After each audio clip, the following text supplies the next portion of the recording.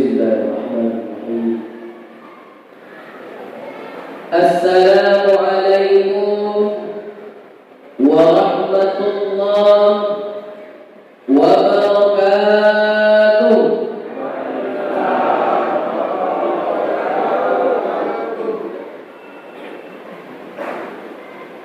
Alhamdulillahi rabbil alamin.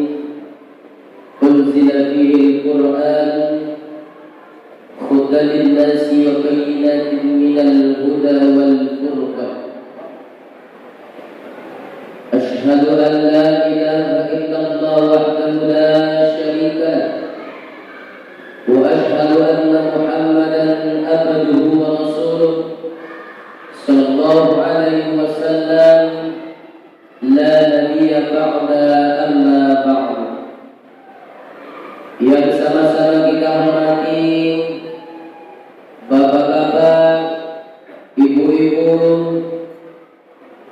saudara-saudari, kaum muslimin dan kaum muslimat, sidang jemaah tarawih, isya, witir yang dirahmati oleh Allah Subhanahu wa taala insyaallah. Kembali kita bersyukur kepada Allah Subhanahu wa taala. Alhamdulillahi rabbil alamin. Pada malam yang ke-22 ini Allah masih memberikan kesempatan kepada kita, kesehatan kepada kita, kemauan kepada kita, sehingga kita bisa melangkahkan kaki, mengayunkan tangan menuju rumah Allah yang kita cintai ini. Tentunya tujuan kita bersama illa liya'budun, kecuali beribadah kepada Allah Subhanahu wa taala. Selawat dan salam kita mohonkan kepada Allah. Mudah-mudahan tercurah pada Rasulullah junjungan kita Nabi besar Muhammad sallallahu alaihi wasallam. Allahumma shalli ala sayyidina Muhammad wa ala ali sayyidina Muhammad. Bapak-bapak, ibu-ibu, sidang jemaah tarawih yang dirahmati oleh Allah Subhanahu wa taala.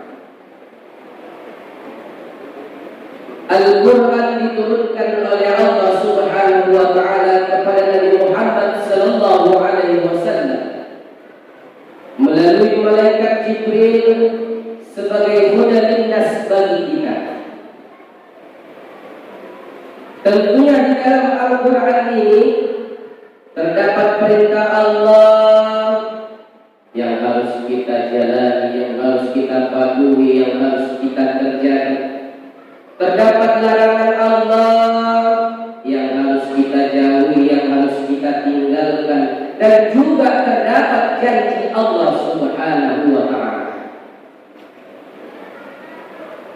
Bapak Ibu sidang jemaah tarawih yang dirahmati oleh Allah Subhanahu wa taala.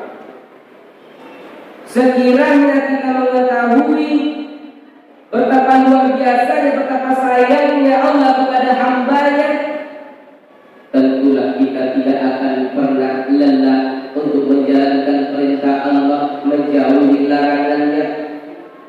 Berusaha kita untuk lillah, karena Allah Subhanahu wa taala menyiapkan sesuatu yang indah untuk kita. Karena sesungguhnya janji Allah Subhanahu wa taala ialah pasti. Innallaha la yukhliful mi'ad.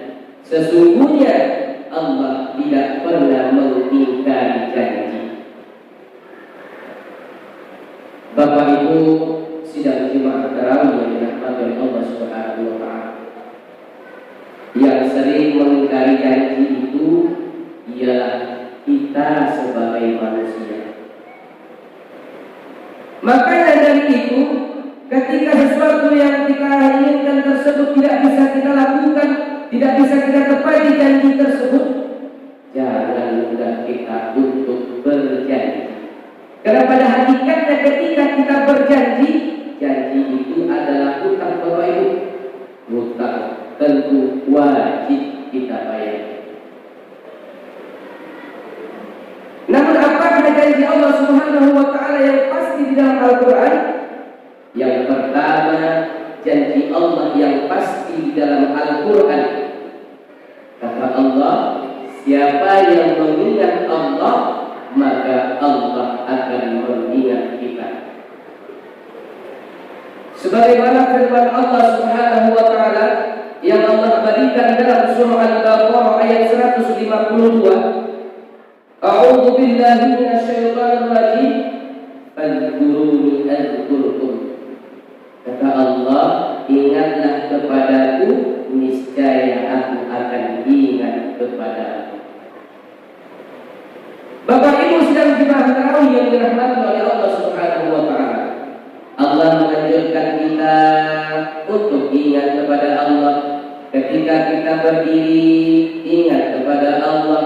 Ketika kita berjalan, ingat kepada Allah. Ketika kita duduk, ingat kepada Allah. Bahkan ketika kita tidur sekalipun diperintahkan oleh Allah untuk ingat kepada Allah Subhanahu wa taala. Bagaimana cara kita ingat kepada Allah, Bapak Ibu? Zikrullah, berzikir kepada Allah Subhanahu wa taala. Bapak Ibu sidang jemaah tarawih yang dirahmati oleh Allah Subhanahu wa taala. Oleh karena itu, kita harus senantiasa mengingat Allah supaya Allah akan mengingat kita. Ketika kita mengingat Allah, Allah akan berikan kepada kita kebaikan. Allah akan berikan kepada kita keberkahan. Allah akan berikan kepada kita rezeki yang cukup. Ketika kita senantiasa mengingat Allah Subhanahu wa taala. Karena Allah katakan zikrullah syifaul qulub. Berzikir kita kepada Allah akan menenangkan hati kita. Dan banyak yang lain media yang Allah berikan kepada kita untuk mengingat Allah Subhanahu wa taala. Salah satunya perintah salat untuk mengingat Allah.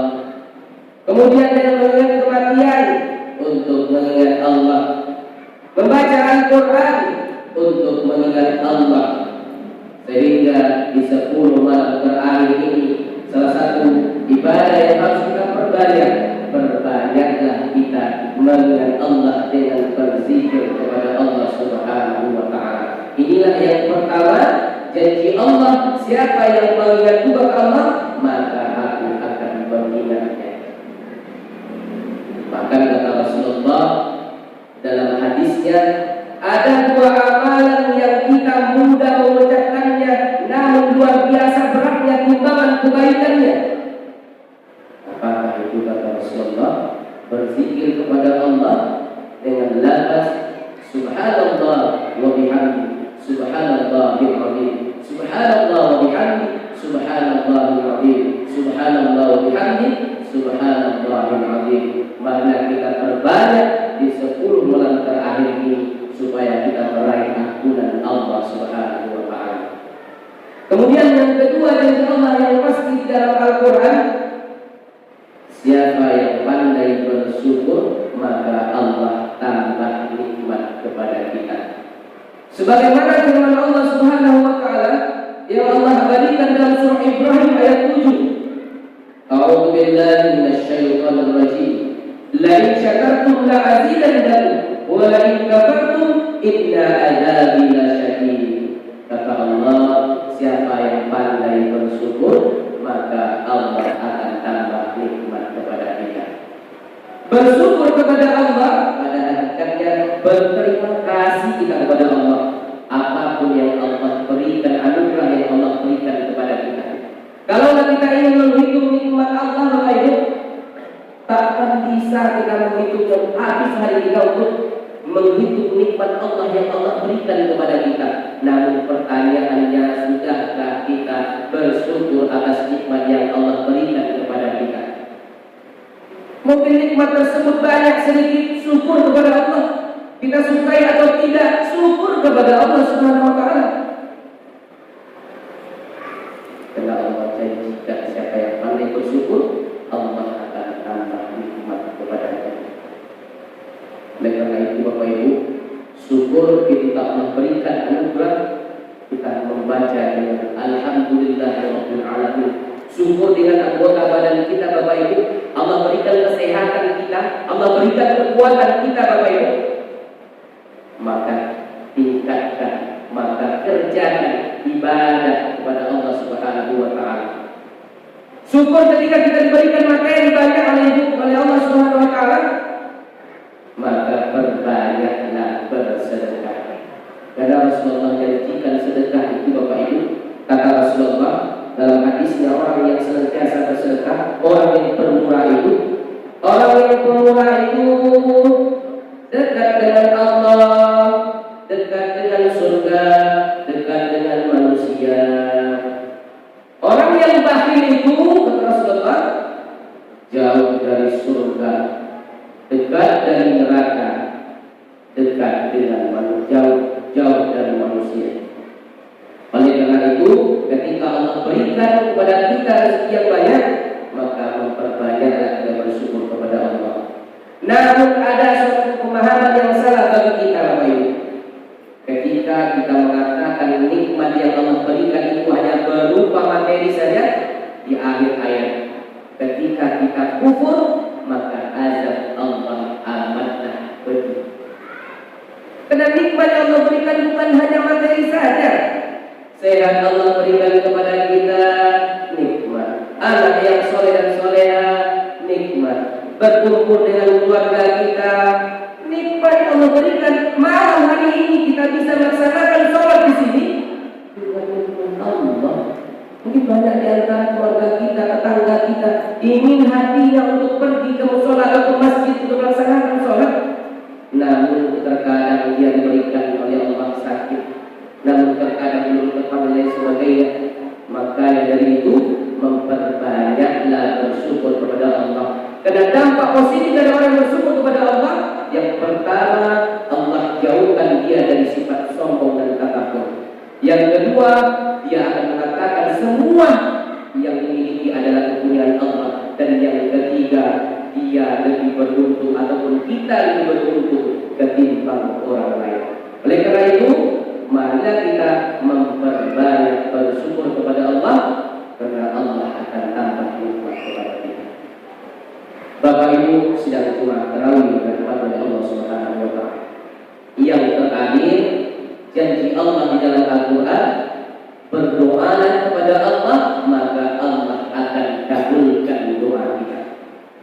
Sebagaimana firman Allah Subhanahu wa taala yang Allah berikan dalam surah Ghafir ayat 60, A'udzu billahi minasyaitonir rajim, wa qala rabbukum ud'uuni astajib lakum. Kata Allah, mintalah kepadaku, bermohonlah kepadaku, niscaya aku akan perkenankan doa. Jadi Bapak Ibu, di bulan Ramadan ini maka kita memperbanyak bermohon, bermunajat kepada Allah, dan pasti kita meyakini bahwa doa kita ini dikabulkan oleh Allah. Karena doa itu adalah suatu amalan yang sangat agung Bapak Ibu. Karena doa itu adalah suatu amalan yang sangat utama Bapak Ibu. Hubungan kita dengan Allah Subhanahu wa taala. Tidak ada kekuatan manusia kecuali kekuatan doanya kepada Allah Subhanahu wa taala. Jadi jangan Bapak Ibu bercurhat ke medsos, bercurhat di HP Bapak Ibu. Jadi banyak orang ini Bapak Ibu salah tempat kita bercurhat. Curhat kita ke medsos atau WA dan sebagainya, lagi bertengkar dengan suami. Orang lain akan tertawa Bapak Ibu, tidak akan memberikan solusi kepada kita. Tetapi bercurhatlah, berdoalah, bermohonlah hanya kepada Allah. Adukan segala urusan kita kepada Allah Subhanahu wa taala. Baik urusan keluarga kita mungkin, urusan misalnya kita mungkin sebagai orang yang dituakan, sebagai orang pemimpin dan lain sebagainya, maka adukanlah kepada Allah Subhanahu wa taala. Ketika kita mengadukan kepada Allah, ketika kita berdoa saja kepada Allah, maka Allah akan perkenankan doa. Bapak Ibu sedang Jumat tarawih dirahmati oleh Allah Subhanahu wa taala. Namun sekarang ini masih banyak orang yang tak mau ataupun enggan ataupun segan untuk berdoa kepada Allah Subhanahu wa taala. bola seringkali berdoa, lah melaksanakan puasa, lah rajin sholat, namun doa tak kunjung sampai kepada Allah, tak kunjung kita kepada Allah. Jawabannya pertanyaan kepada diri kita pribadi masing-masing.